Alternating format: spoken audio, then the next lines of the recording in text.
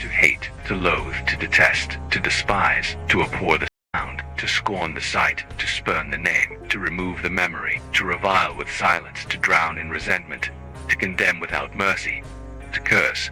To curse is to twist the threads of fate, to desire ruin, to wish pain not upon yourself, but upon another. It is the yearning to see someone suffer, to beg, to bleed, to break. It is the ultimate rejection of mercy. It is hatred weaponized into will. The moment we are born, we are cursed, although it is in our nature as living beings to spread, to fill the realm with life, to exist, to be born. To live is to curse, to be cursed. And we curse each other, with meaningless hatred, with childish drama, with bitter silence, with screaming blame. We curse each other every second we live, until death do us part.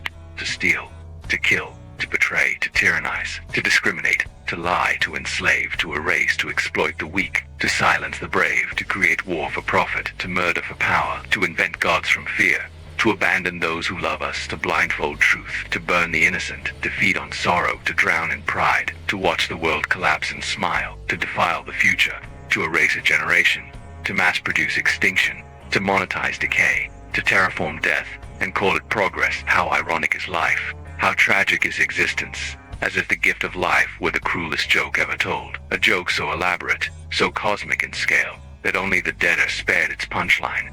How can fate be so cruel? How can a parent be so blind as to curse its child, to be born into the hellish realm we call life? How can a father look into his daughter's eyes and say, everything will be okay, when a nuclear bomb is falling on both of them? How can a mother hold her son and whisper, it's all right, when both are melting to death in a gas chamber? War. The greatest joke God ever came up with. A game of bones and bombs. If to live is to curse, then war is the child of our curses. A group project.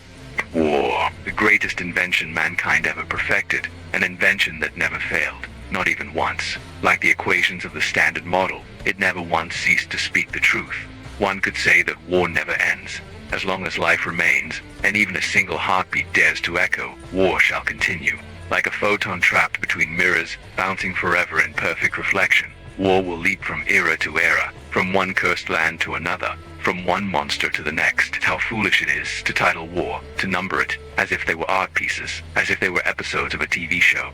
To call that hell a war would be blasphemy. To compare what happened that day to every other war would be ludicrous. If you asked me to define evil, not mythic evil, not fictional evil, but real evil, without hesitation, I would name the Jewish people's genocide by the Germans. The day man unmade himself, but what happened in the Second Great War is nothing compared to what the great powers have done to each other. What have happened in 2020 was no evil.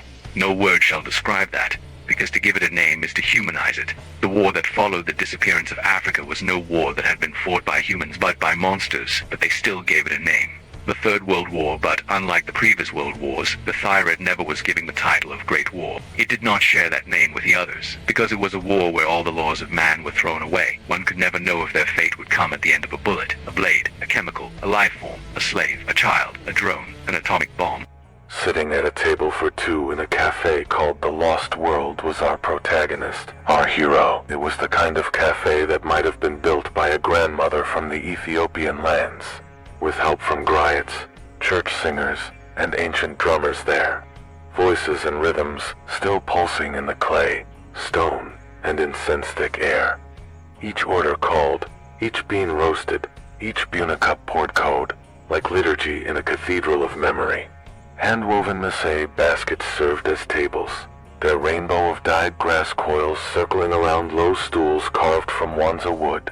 The red clay floor was cooled by faded Gabi rugs thick, rough wool, each one worn at the edges by generations of footfall. The walls, smoothed in taidlact and earth plaster, held niches filled with axamite crosses, carved saints, talismans, and painted icons peeking out between dried herbs and earthen jars.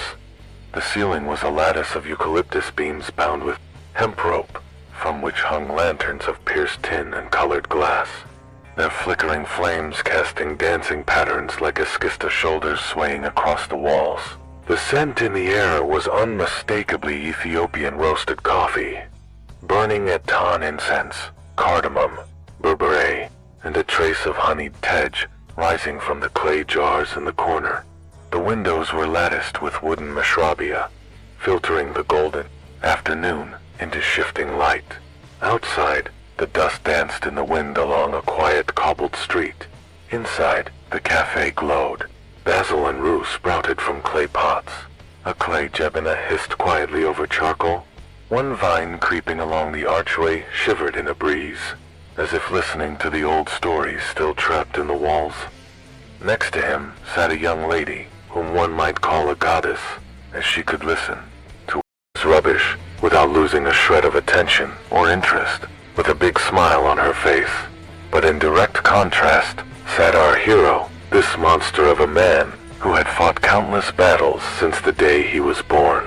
He, unlike her, could feel only anger, a wrath that grew stronger with every word of his own monologue, and now, consumed by his own fury, he tipped into madness as he screamed the following words. 4 years of chemical warfare, and they dared to attack us. 4 years of biological warfare, and they dared to attack us. 4 years of nuclear warfare, and they dared to attack us. Those bastards, monsters that even monsters fear. They attacked us, all of them, all the followers of Muhammad from every corner of the world, and they declared that we no longer deserved to live. They cursed us for the final time, to take our land, which was promised to us by a fool who could not control his wrath and broke God's will, to burn our land, to defile our land, to color our land in red. They chose to end a thousand-year conflict once and for all with weapons no one had ever seen before. Worse than the worst, cruel beyond hell's finest. They used them, Anne-Marie. They gained access to a weapon no human from the real realm should ever hold. To call it a war is a bad joke, because the only thing they wanted is to exterminate us. We, the Israelites, the Jewish race, with imaginary warfare. On the 7th of October, 2023, and for our desire to live, to be happy, for our need to pick up our broken spears, to build a kingdom where we could be happy and to raise our banner of peace. They attacked us, one final attack to ensure we would never rise again, and she fought till her final breath. As a free woman, as a proud Jewish woman, the greatest woman ever to be born, Maria Pandemonium, my mom, and after tearing her limbs endlessly, skinning her alive for years, peeling away her dreams one by one, she never once knelt. But in the end, we lost. She lost. Our Messiah, the greatest woman ever to be born. Maria Pandemonium, my mom, and the Brotherhood threw us deep underground. So the Americans, the Asians, the Soviet kingdoms of Russia would never find us, so that we would kill each other in that underground concentration camp. But she never let them have the satisfaction of victory. She made sure the Israelis would never turn on each other. She, our Messiah, protected the underground from the evil of Chi Collective. And years after the 7th of October had ended, and years after the Brotherhood was formed, she continued to guide and protect the last one who would follow her. Her spawn, a foolish child, could never sleep without his mummy, and could only fall asleep by remembering what she told him, time after time, in his bed made of dirt. If you can't sleep, count sheep.